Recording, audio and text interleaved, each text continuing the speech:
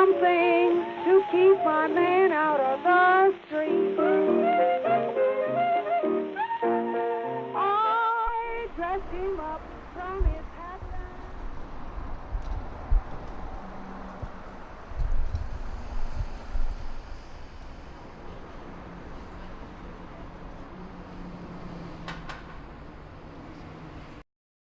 We are outside the University of the West of Scotland on the old High Street in Paisley, and we discovered, to our amazement, having started the project about Dorothée Pullinger, that she had a direct connection with this location. Of course, the university wasn't there then. What we discovered, having visited the grave of her granny in the cemetery, was that at the end of her life, her granny actually lived in a house on this site, now long gone. Now, the rest of the family was living about 20 miles away on a farm in rural Ayrshire, and we think that it's inconceivable that anybody would leave their aged and frail relative on their own in a town where they knew nobody because they'd moved up from the English Midlands, without a relative staying with them. And given that we know that Dorothée was working at the Underwood factory only about 15 minutes walk away, we think it's almost certain that Dorothée, as the oldest child, would probably been staying with her granny in the house on this site.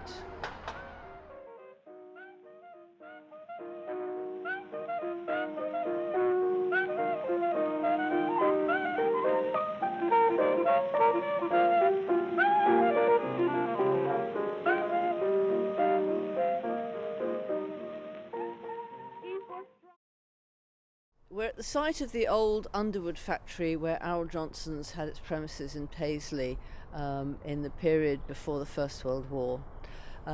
It's a site that's between the Coates Observatory up on the hill and the railway line, just running out to the west of Paisley town centre.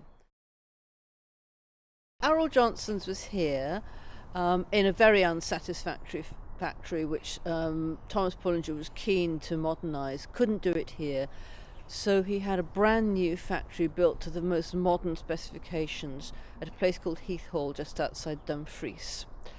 And they were still making these same cars, and then the First World War broke out, 1914.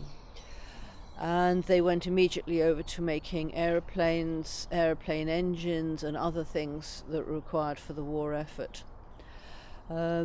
He also started to have a second factory built at a place called Tongland near Kirkcudbright, and that was also working on munitions work to begin with. He had the idea that that would be, as well as a munitions factory, having seen how well his daughter could become an engineer, that it would be what he termed a university for women engineers. It's just because my man drove me from his home. What do you find difficult about the process of representing? Because obviously we're drawing on quite a lot of archival material, digging into kind of footage that haven't been seen before, but how do you really...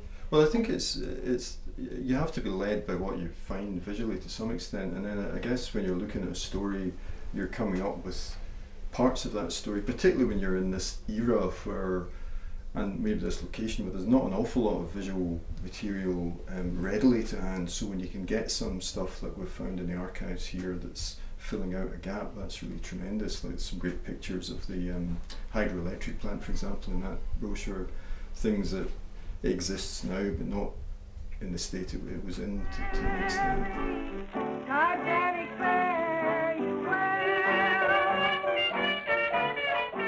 During the First World War, many women had learnt to drive, driving ambulances, lorries, buses and all that kind of thing, and Dorothée and her father realised that the middle classes were keen to be much more mobile and to drive, and they had the idea of a car for women. So Dorothée looked at the cars that Arrol's were already making and made changes to existing models so that the cars would be more suitable. So they built a lighter car that would be easier, no power steering, no power brakes in those times, So a lighter car that would be easier for women to drive, very simple car, very easy to maintain themselves. That she also suggested that one of the problems that women had with these very bulky cars was that they couldn't see all four corners of the car and they had great difficulty manoeuvring, parking. So she introduced a standard rear view and wing mirrors, which were uncommon in those times. They marketed this car as a car designed by women, built by others of their sex for women to drive. And that's one of the marketing things that they used to sell the car to women. And later on, after Dorothée married in the 1920s, she moved from managing the manufacturing side of the factory to the sales side. And she would have been a very rare woman even on the sales side of the motoring industry. And she would go to motor shows and advertise directly, sell directly to women. But she also had the sales area of the whole of the south of England to go round trying to sell these Galloway cars. And they came out in various models. There was a little two-seater open coupe. There were four-seater enclosed saloons, four-seater convertibles, quite a number of different sorts of models.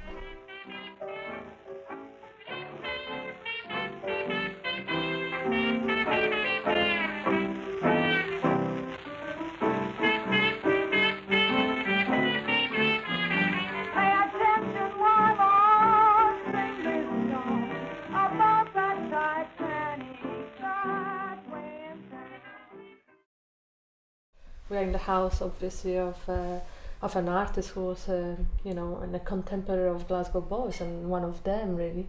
And for me, you know, the fact that actually being here and digging more into the information is about how much exposure obviously Glasgow Boys have. We all know, but what about Glasgow girls? And you know, and again, the kind of location where we are, and it's obviously crucial for this type of research. So I love that kind of overlaps about the women and these unusual things they did in a factory at the time, for the engineering apprenticeship and for learning and on the job. But also for me it's about the role of women artists at the time in the local context here. It's kind of quite fascinating. But then how it gets us back to the beginning of the project? Well, the beginning of the project is to demonstrate something interesting about engineering that will engage the public with engineering. That's the purpose of the funding that was given us by the Royal Academy of Engineering. And from that we were able to do additional research, of course, which was from the University of the West of Scotland funding that we got, which is really putting a research dimension into it that over and above what was the basis of the Royal Academy of Engineering funding. It is producing important material that I think that does fulfil the aim, because it's creating a more interesting story with a lot more background, and also allowing us to focus at the moment on this particular part of the Dorothée Pullinger story, which is the Tongan factory and the training establishment for women.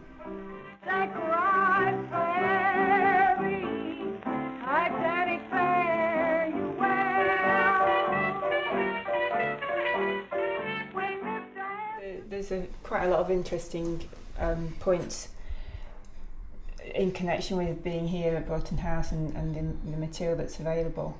We know that there were a lot of women working at the factory who'd gone there to train as engineers, which was unusual at the time. It was probably a big step for them to kind of go away and do that.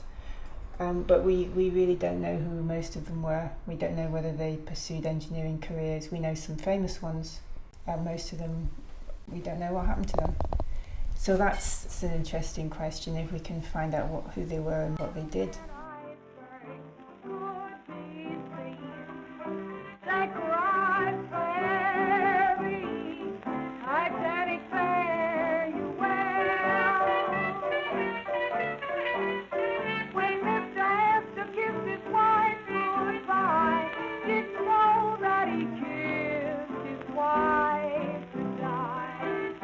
He cried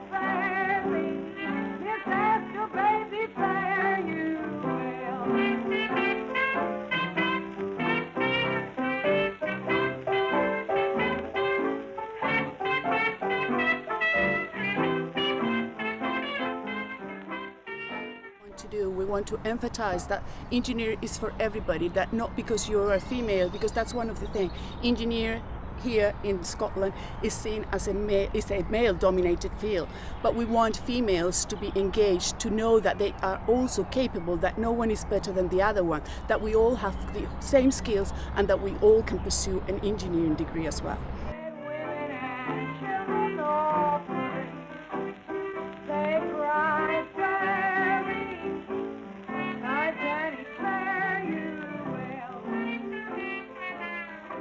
Focus is on engaging with families, because we can go, the perception that the girls have, it's about, lack of confidence. And we can tell the kids, either they're girls or boys, and tell them they're wonderful. But if they don't have this backing and this inspiration from the families, it's really, hard to aspire them to become engineers. We're also trying to demystify the engineering or the higher education, because science is fun, and that's what we want the kids and the families to know. The moment you get on your scooter and you go forward, you push your foot backwards. Why?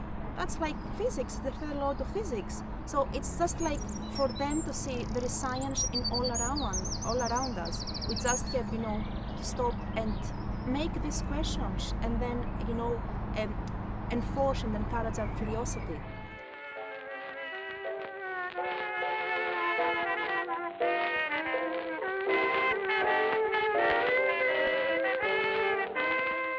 I left my mother, the best friend I had. So the Pullinger project is using Dorothée Pullinger's inspirational story about her life and work as the starting point for training today's young engineers in how to tell their own stories better when they go into schools and so on, to talk about their own work, because we think that using these stories from the past can help to normalise women and other minorities in engineering, and also to help the young engineers tell their stories in an engaging way, so that people see that engineering can be an exciting career.